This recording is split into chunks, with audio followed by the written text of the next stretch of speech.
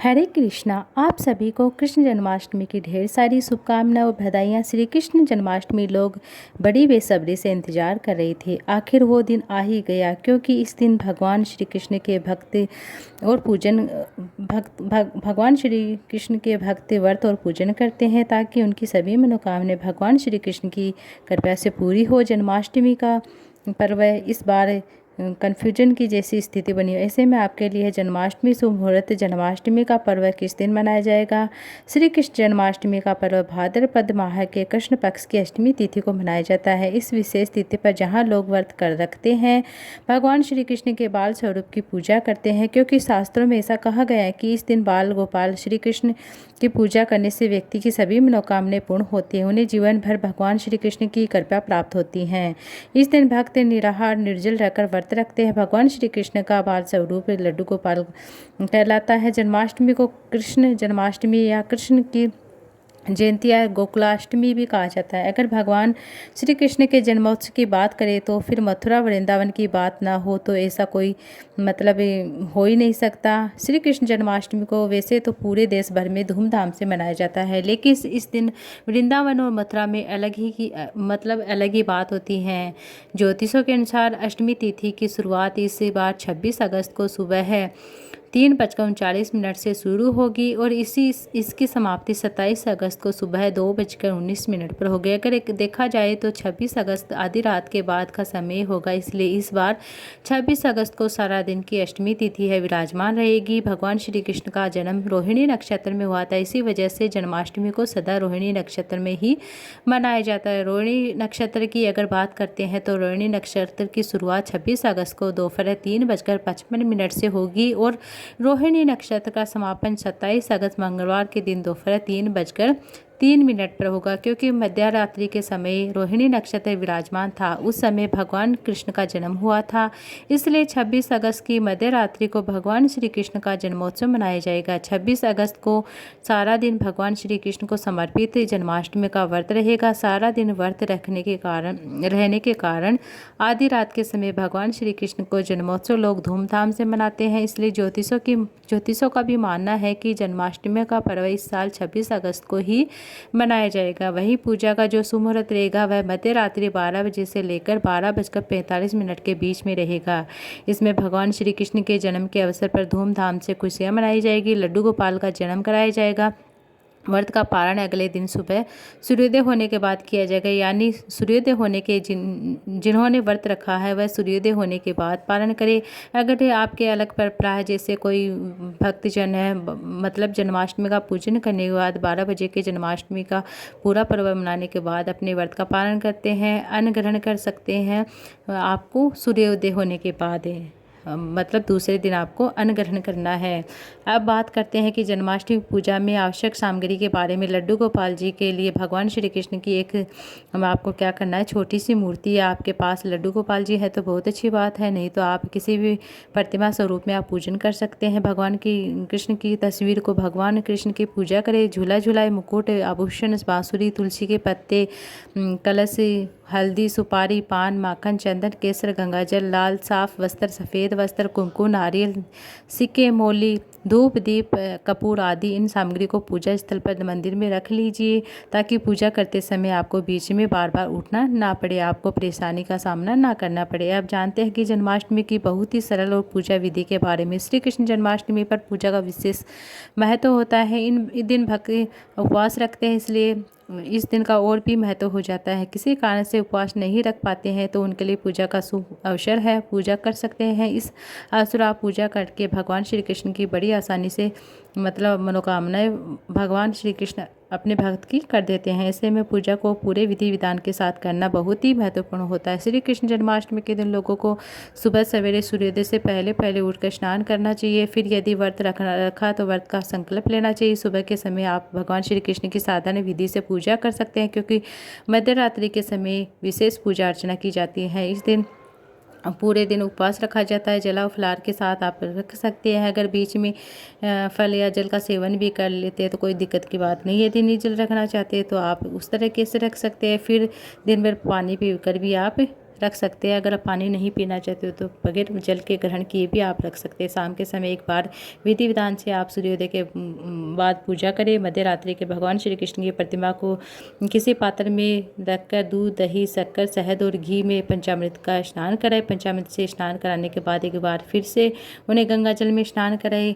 इसके बाद पूरे विधि विधान के साथ लड्डू गोपाल की पूजा श्रृंगार करें। उन्हें आज के दिन सुंदर सुंदर नए नए वस्त्र पहनाए, मुकुट लगाए।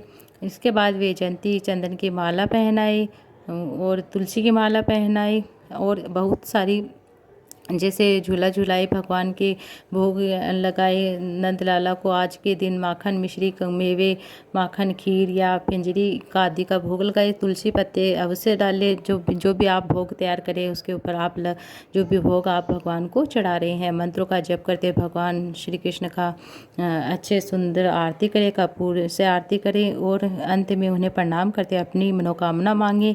और आप इस दिन लड्डू गोपाल का मतलब झूला अवश्य झूलाए। ओम श्री कृष्णाय नमः, हरे कृष्णाय नमः झूला झुलाते समय यह मंत्रों का जप कर सकते हैं। सच्चे मन से की गई पूजा और सच्चे भाव से की गई कैसी भी पूजा हो उसका फल अवश्य मिलता ही मिलता है। ऐसा करने से आप बाल गोपाल लड्डू गोपाल खुश हो जाता है, आपकी सभी मनोकामनाएं पूर्ण कर देते हैं। अब बात करते हैं कि जन्माष्टमी के दिन आपको किन विशेष मंत्रों का जाप करना है। जो भगवान श्री कृष्ण का नाम लेते अपने आप में एक मंत्र है जिसका नाम आप कर सकते हैं। वही आप हरे कृष्णा मंत्र का जप कर सकते हैं। इसके अलावा गोपाल सहस्त्र नाम का पाठ कर सकते हैं। ओम नमो भगवते वासुदेवाय नमः मंत्र का जप कर सकते हैं, या ओम कृष्णाय नमः या हरे कृष्णा हरे कृष्णा नमः मंत्र का जप कर सकते हैं। इसके अलावा आप मतलब इस दिन आप भगवान श्री कृष्ण के 111 या 1000 नामों का भी जाप कर सकते हैं। गर्भवती महिलाएं अगर इस दिन भगवान कृष्ण की पूजा करके उन्हें झूला जलाती हैं, ऐसा करती हैं, तो यदि गर्भ चालीसा का पाठ भी करती है, सुनती है, पढ़ती है, तो उनकी संतान भगवान श्री कृष्ण की तरह होती है। इस दिन आप मधुरकाष्टम या हिंदी या संस्कृत जो भी आप पढ़ते हैं, सुनते हैं तो पूजा करते हैं, तो जन्माष्टमी की व्रत कथा का पाठ भी आपको करना चाहिए। ऐसा करने से पूजा पूर्ण होती है, उपवास का पूरा फल प्राप्त होता है। आज के दिन आप अपनी सामर्थ्य के अनुसार, अपने समय के अनुसार भगवान श्री कृष्ण को 16 उपचार के अनुसार भगवान श्री कृष्ण का पूजन करें। उनकी मतलब इस तरह से पूजा करते हैं। अगर आपने इस वीडियो को नहीं देखा तो आप वह भी वीडियो ज़रूर देखिएगा। 16 उपचारों से भगवान श्री कृष्ण की पूजा विधि। और भक्त अपने घर में लड्डू गोपाल की मूर्ति रखते हैं, लड्डू गोपाल रखते हैं तो उनकी प्राण प्रतिष्ठा भी कर सकते हैं। आज के दिन उन्हें किस प्रकार से प्राण प्रतिष्ठा करनी है, उनकी पूजा, लड्डू गोपाल की सेवा करें और सेवा करते समय किन किन बातों का ध्यान रखना है जान लीजिए। इसके बारे में हम बात कर लेते हैं। पहले आप सभी को एक बार जानकारी दे देती हूँ कि जो भी भक्तजन श्री कृष्ण जन्माष्टमी मनाते हैं या उपवास रखते हैं उन्हें कान्हा जी की छठी अवश्य मनानी चाहिए। कान्हा जी की छठी छठे दिन मनाई जाती है। इस बार अधिकतर लोग जो 26 दिन ग्रस्त वाले जो 26 अगस्त को जन्माष्टमी मना रहे हैं वह 1 सितंबर को मनाएंगे छठी, और जो 27 अगस्त को जन्माष्टमी का पर्व मना रहे हैं वह 2 अगस्त को मनाएंगे छठी। इस तरह से छठी मनाई जाएगी। और मतलब जन्माष्टमी का पर्व मनाते समय 2 सितंबर के दिन कान्हा जी की छठी मनाई। धार्मिक ग्रंथों के अनुसार जन्माष्टमी के दिन बाल कृष्ण गोपाल की पूजा करें, इसलिए इस दिन घर में लड्डू गोपाल की पूजा की जाती है। छठी के दिन आप कृष्ण जन्माष्टमी का पूजन करने के बाद मतलब छठी मनाते हैं तो बाल कृष्ण का स्वरूप का पूजन करने के बाद आप क्या करेंगे, चावल और खड्डी का पूजन लगाया जाता है। जन्माष्टमी की वो छठी के दिन लड्डू गोपाल को आप आज के दिन मतलब ज़्यादा से ज़्यादा श्रृंगार कीजिएगा। आइए अब सुनते हैं जन्माष्टमी की कथा। जय वसुदेव देवकी नंदन मनमोहन घनश्याम कृष्ण रूप में प्रकट हुए, धन्य है मथुरा धाम, धन्य है मथुरा धाम। जय श्री कृष्णा, राधे राधे। आप सभी को कृष्ण जन्माष्टमी की ढेर सारी शुभकामनाएं। बोलिए वृंदावन विहारी लाल की जय। हरे कृष्णा, ओम नमः शिवाय। आप सभी भक्त जनों पर श्री कृष्ण भगवान की कृपा सदैव सर्वदा बनी रहे। आप सभी को कृष्ण जन्माष्टमी की हार्दिक शुभकामनाएं। भगवान श्री कृष्ण की कृपा आप सभी भक्तजनों पर सदा सर्वदा बनी रहे। प्रिय भक्तगणों, आज भादो मास कृष्ण पक्ष की अष्टमी तिथि है। आज की कृष्ण जन्माष्टमी का महाव्रत इस बार जन्माष्टमी सबसे खास है, क्योंकि पद्म पुराण में कहा गया है कि जो जन्माष्टमी रोहिणी युक्त सोमवार के दिन या बुधवार के दिन आए, उस जन्माष्टमी में जब कोई व्रत करता है, श्री कृष्ण जन्माष्टमी कथा सुनता है, वह जन्म और मृत्यु के बंधन से मुक्त हो जाता है। यह बात ब्रह्मवर्त पुराण में और अग्नि पुराण में और स्कंद पुराण में कहा गया है कि जो व्यक्ति जन्माष्टमी का व्रत करता है, उनके 100 जन्मों के पाप नष्ट हो जाते हैं और अंत में उनको वैकुंठ धाम प्राप्त होता है। वहीं भविष्य उत्तर पुराण में भगवान श्री कृष्ण कहते हैं कि जो भी भक्तगण जन्माष्टमी का व्रत करते हैं, उनको 20,000 करोड़ एकादशी व्रत करने का पुण्य फल प्राप्त हो जाता है। आज मैं आपको कथा सुनाने जा रही हूँ। जन्माष्टमी की बड़ी ही दुर्लभ पावन कथा है, क्योंकि जो मनुष्य जन्माष्टमी व्रत और कथा का तिरस्कार करता है, वो अगले जन्म में सर्प व्याघ्र अथवा कुरु राक्षस होकर कष्ट भोगता है, ऐसा स्कंद पुराण में कहा गया है। इसलिए कथा को पूरा सुनना चाहिए। हाँ, आप में कितने भक्तगण हैं जो श्री कृष्ण जन्माष्टमी का व्रत धारण किया है, कमेंट बॉक्स में जरूर से बताइएगा। श्री कृष्ण जी की जन्म कथा एवं लीलाएं धरती पर जब जब क्रूरता मानवता को हानि पहुंचाने लगती हैं, जब जब अधर्म अपना विस्तार करने लगता है, तब तब मानव को सद्मार्ग दिखाना, क्रूरता से मानव को बचाना, अधर्म का अंत करना, धर्म का राज स्थापित करना, भगवान पृथ्वी पर अवतरित होते हैं। श्री कृष्ण जन्माष्टमी कथा ऐसी ही है, एक ऐसी ऐतिहासिक कथा, पौराणिक कथा है। जब भगवान श्री कृष्ण विष्णु द्वापर युग में पृथ्वी पर अवतरित हुए, मानवता का उत्थान किया। प्रिय भक्तगणों, यह बात द्वापर युग की है, जब धरती पर अधर्म का बोझ बढ़ता जा रहा था। राक्षसों ने धरती पर हाहाकार मचा दी थी। इस बात से बहुत परेशान होकर धरती माँ गाय का रूप धारण करके देवताओं के पास गई। उनसे कहा कि हे देवतागण, मेरी रक्षा करें, इन राक्षसों का आतंक मुझ पर बढ़ता ही जा रहा है, इसे खत्म करें। धरती माँ इस बात का ऐसा संदेश देते पास कोई समाधान नहीं था। इस पर उन्होंने ब्रह्मा जी के पास जाने का निर्णय लिया। धरती माँ के साथ सभी देवता ब्रह्मा जी के पास गए। वहाँ पहुंचकर उन्होंने ब्रह्मा जी से विनती की, प्रभु मेरे ऊपर से दैत्यों का बहुत भार है, कम करे, मैं बहुत परेशान हो गई हूँ। ब्रह्मा जी ने उनकी तरफ देखा, कहा इसका उपचार सिर्फ भगवान श्री हरि विष्णु के पास ही है, नारायण के पास है, देवी आप उन्हीं के पास जाइए। ब्रह्मा जी कहा मानकर उनके साथ धरती माँ और सभी देवतागण भगवान श्री हरि विष्णु के चरण में जाते हैं, निवास में जाते हैं। क्षीर सागर में पहुँचते हैं। उस समय शेष नाग में सिया पर लेटे हुए विश्राम कर रहे थे। वहाँ पर पहुँचकर सभी ने उन्हें प्रणाम किया, पूरी कथा सुनाई, पूरी कहानी सुनाई। सुनने के बाद भगवान श्री हरि विष्णु ने कहा कि हे भूदेवी, आप निश्चित रहे, मैं मनुष्य रूप में पृथ्वी पर अवतार लूँगा और पाप को खत्म करूँगा। उसकी यह बात सुनकर धरती माँ खुशी खुशी वहाँ से चली आती हैं। उधर मथुरा में राजा उग्रसेन राज्य किया करते थे। वे दयालु राजा थे, बहुत ही दयालु थे, लेकिन उनका पुत्र कंस बहुत ही अत्याचारी, लालची।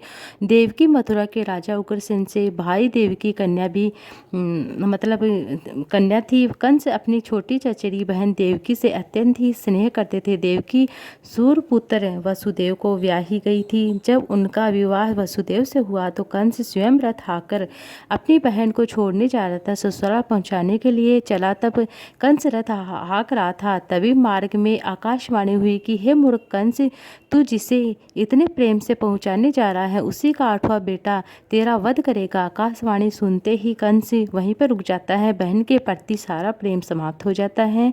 पुराणों के अनुसार जब कंस को यह भविष्यवाणी ज्ञात हुई, देवकी के 8वें गर्भ के हाथों से उसकी मृत्यु होगी, वह बहुत ही आश्चर्यचकित हो जाता है। जब कंस ने आकाशवाणी सुनी तो वह जान लिया कि देवकी की 8वीं संतान ही उसकी मृत्यु का कारण बनेगी, तो वह तलवार लेकर देवकी का वध करने के लिए तैयार हो जाता है। कंस को रोकते हुए वसुदेव ने कहा कि हे महाभाग, आप ये क्या कर रहे हैं? विश्व में कोई अमर नहीं हो पाया है। आपको स्त्री वध जैसा जघन्य अपराध नहीं करना है। यह आपकी छोटी बहन है, आपके लिए पुत्री के समान है। आप कृपया करके इसे छोड़ दें। आप इसकी संतान से वह है। मैं प्रतिज्ञा करता हूँ कि इसे जो भी संतान होगी, उत्पन्न होगी, मैं आपको लाकर दे दूंगा। कंस ने वसुदेव के वचनों पर विश्वास कर देवकी को छोड़ दिया, किंतु उसने दोनों को आजीवन कारावास में डाल दिया। कंस द्वारा आजीवन कारावास में डाल दिए जाने के पश्चात देवकी तथा वसुदेव का कष्ट जीवन प्रारंभ हो गया। बाद में समय आने पर देवकी जी को प्रथम पुत्र हुआ। वसुदेव जी अपने वचन के अनुसार उसे लेकर कंस के समीप पहुँचे। कंस ने वसुदेव का मतलब आदर किया। उससे मुझे कोई भय नहीं है, मुझे तो माता देवकी के 8वें संतान से भय है। आप इसे लेकर लौट जाइए। पर वहाँ देवर्षि नारदी उपस्थित थे। उन्होंने कंस से कहा कि राजन, आपको यह क्या किया? विष्णु कपटी हैं, आपके वध के लिए उन्हें अवतार लेना है, तथा पता नहीं वे किस गर्भ में आए। पहला गर्भ भी 8वां हो सकता है, 8वां गर्भ भी पहला हो सकता है। देवर्षि की बात सुनकर कंस ने बच्चे को पेड़ पकड़कर उसे शिलाखंड पर पटक दिया। यह देखकर माता देवकी चित्कार कर उठी और कंस ने नवविवाहित दंपति को तत्काल हथकड़ी बेड़ी में डालकर कारागार में डाल दिया। कठोर पहरा बिठाया गया। देवकी की इस तरह से 6 पुत्रों को देवकी के इसी तरह से नष्ट कर दिए गए। देवकी ने उत्पन्न प्रथम 6 पुत्रों को कंस ने मरवा दिया। 7वें बच्चे बलराम जी थे। जब देवकी के 7वें पुत्र को भी कंस मार डालता चाहता है, तब भगवान श्री हरि ने योग माया को बुलाया और वहाँ की आप देवकी जी के इस गर्भ में ले जाकर रोहिणी के गर्भ में डाल आओ। इस तरह बलराम जी ने वासुदेव जी की पहली पत्नी रोहिणी के गर्भ से जन्म लिया, जो यशोदा मैया के यहाँ रहती हैं। देवकी जी के पेट से गर्भ को खींचकर निकालकर उसे रोहिणी के गर्भ में डाल दिया। इस प्रक्रिया को सहकर्षण कहा जाता है। गर्भ से खींचे जाने के कारण ही बलराम जी का नाम सहकर्षण पड़ा है। तब इसके बाद माता देवकी 8वीं बार गर्भवती हुई। अब कंस को इतना भय लगने लगा कि घर के भीतर दरवाजे में विशाल ताले डलवा दिए गए। दरवाजे के बाहर दैत्यों और राक्षसों को पहरेदार के लिए नियुक्त कर दिया गया। कंस हर प्रकार से अपने प्राणों को बचाने का प्रयास कर रहा था। एक समय सिंह राशि के सूर्य में आकाश मंडल में जलाधारी मेघों में अपना प्रभुत्व स्थापित किया। भादो मास के कृष्ण पक्ष की अष्टमी तिथि को घनघोर अर्धरात्रि में, उस समय चंद्ररात्रि के उत्तरी घड़ी में जब 1 बज गया था, उसी समय श्री कृष्ण जन्माष्टमी का जन्म हो चुका था। श्री कृष्ण जी के प्रभाव से उसी क्षण वर्दी ग्रह के दरवाजे खुल चुके थे, ओपन हो गए थे। पहरेदार वाले राक्षस सभी मूर्छित हो गए थे। देवकी ने उसी क्षण अपने पति वासुदेव को कहा, हे स्वामी, आप निद्रा का त्याग करें और मेरे इस पुत्र को गोकुल में ले जाइए। इस पुत्र को नंद गोप की धर्म पत्नी यशोदा को दे दीजिए। और यमुना जी पूर्ण रूप से बाढ़ग्रस्त थी, किंतु जब वसुदेव जी बालक कृष्ण को सूप में देखकर यमुना नदी को पार करने के लिए उतरे, उसी क्षण बालक के चरणों का स्पर्श करने होते यमुना जी अपने पूर्व स्थिर रूप में आ गई। किसी प्रकार वसुदेव जी गोकुल पहुँचे। नंद के घर में प्रवेश किए। उन्होंने अपना पुत्र तत्काल उन्हें दे दिया। उनके बदले उनकी कन्या ले आए। तत्काल वहाँ से वापस आ गए और कंस के बंदी गृह पहुँच गए। और प्रातःकाल जब सभी राक्षस पहरेदार निद्रा से जागे तो कंस को द्वारपाल से पूछा कि जब देवकी के गर्भ से क्या हुआ है, इस बात का पता लगाकर मुझे बताओ। द्वारपाल ने महाराज जी की आज्ञा मानते हुए कारागार में जाकर देखा तो कहा, देवकी को गोद में एक कन्या है। जिसे देखकर द्वारपाल ने कंस को सूचित किया कि किंतु कंस को तो उस कन्या के भय होने लगा। अतः वह स्वयं कारागार में गया। उसने देखा कि गोद से कन्या को झट लिया और एक पत्थर की चट्टान पर जैसे ही पटकने लगा तो वैसे ही कन्या विष्णु की माया से आकाश की ओर चली गई। अंतरिक्ष में जाकर विद्युत के रूप में परिवर्तित हो गई। उसने आकाशवाणी कर कंस से कहा कि हे दुष्ट मुझे मारने वाला गोकुल के नंद में घर उत्पन्न हो चुका है। है उसी से तेरी मृत्यु होगी। सुनिश्चित है मेरा नाम तो विष्णु है, मैं संसार के कर्ता भगवान विष्णु की माया से उत्पन्न हुई हूँ। इतना कहकर वह स्वर्ग की ओर चली गई। उस आकाशवाणी को सुनकर कंस क्रोधित हो उठता है। उसे नंद के घर में पूतना राक्षसी को भेजा, कृष्ण का वध करने के लिए भेजा, किंतु वह राक्षसी कृष्ण को स्तनपान कराने लगी तो कृष्ण ने उनके स्तनपान से प्राणों को खींच लिया। वही राक्षसी कृष्ण कृष्ण कहते हुए मृत्यु को प्राप्त हो जाती है। जब कंस को पूतना के मृत्यु का समाचार पता हुआ कंस को, तो कृष्ण का वध करने के लिए क्रमशः केसी नाम के दैत्य को भेजा और उसके पश्चात अरिष्टे नामक दैत्य को बल के रूप में भेजा, किंतु वे दोनों ही कृष्ण के हाथों मर चुके थे। उसके पश्चात कंस ने बाल्य नामक दैत्य को कौवे के रूप में भेजा, किंतु वह कृष्ण के हाथों मर चुका था। पहले बलवान राक्षस की मृत्यु के आघात कंस अत्यंत भयभीत हो गया था। उससे द्वारपालकों को आज्ञा दी कि नंद को तत्काल मेरे समक्ष उपस्थित करो। द्वारपाल नंद को लेकर जब उपस्थित हुए तब कंस ने नंद से कहा कि यदि तुम्हें अपने प्राणों को बचाना है, प्राण प्यारे हैं, तो परिजात के पुष्प ले आओ। यदि तुम नहीं ले आए तो तुम्हारा वध कंस की बातों को सुनकर ही नंद ने ऐसा ही होगा। ऐसा कहकर वह अपने घर की ओर आ जाता है और घर आकर उन्होंने संपूर्ण वृत्तांत अपनी यशोदा माता मतलब पत्नी यशोदा को सुनाता है। उसे श्री कृष्ण जी सुन लेते हैं। एक दिन श्री कृष्ण जी ने अपने मित्रों के साथ यमुना नदी के किनारे जब खेल रहे थे, अचानक स्वयं ही गेंद को यमुना में फेंक दिया। यमुना में गेंद फेंकने का मुख्य उद्देश्य यही था कि वे किसी भी प्रकार पारिजात पुष्प को ले आए। अतः वे कदम के वृक्ष पर चढ़कर यमुना जी में कूद पड़े और कृष्ण जी यमुना में कूदने का समाचार श्रीधर नामक गोपाल ने यशोदा को दिया, तो वह सुनकर यशोदा मैया भागती हुई यमुना नदी के किनारे पहुंचती है। उसने यमुना नदी से प्रार्थना करते हुए कहा कि हे यमुना माता, यदि मैं बालक को देखूंगी तो भाद्रपद मास की जो रोहिणी युक्त अष्टमी का व्रत करूंगी, क्योंकि दया दान सज्जन प्राणी और ब्राह्मण कुल में जन्म रोहित युक्त अष्टमी गंगा जल एकादशी या श्राद्ध या रोहिणी व्रत में भी दुर्लभ है। हजारों अश्वमेघ यज्ञ, सहस्त्रराज यज्ञ, दान तीर्थ और व्रत करने से जो फल प्राप्त होता है वह सब कृष्ण अष्टमी के व्रत को प्राप्त हो जाता है। नाग पत्नी अत्यंत क्रोधित हो जाती है। अपने सोए हुए पति को उठाते हुए उसने कहा कि हे स्वामी, आपके घर एक शत्रु आया है, अतः आप इनका हनन कीजिए। अपने स्वामी की बात सुनकर कालिका नाग निद्रा अवस्था से जाग पड़ता है। बाला कृष्ण से युद्ध करने लगा। इस युद्ध में उन्होंने गरुड़ को भी बुला लिया। गरुड़ पर चढ़कर कालिका नाग से युद्ध करने लगे। उन्होंने कालिया नाग को युद्ध में पराजित कर दिया। अब कालिया नाग ने भली भांति जान लिया कि मैं जिन्हें युद्ध कर रहा हूँ वे भगवान श्री विष्णु के ही अवतार हैं और कृष्ण जी। अतः उन्होंने कृष्ण जी के चरणों में साष्टांग प्रणाम किया। परिजात से उत्पन्न हुए वे पुष्प को मुकुट में रखकर कृष्ण जी को भेंट किया जाते वक्त श्री कृष्ण ने कहा कि हे कालिया नाग, तुम इस जलाशय को छोड़कर कहीं अन्यत्र चले जाओ। इस प्रकार भगवान श्री कृष्ण जी ने अनेकों असुरों का वध किया, गोकुल वासियों को असुरों से मुक्त कराया। अतः समाचार सुनकर कृष्ण ने भगवान श्री कृष्ण जी को मथुरा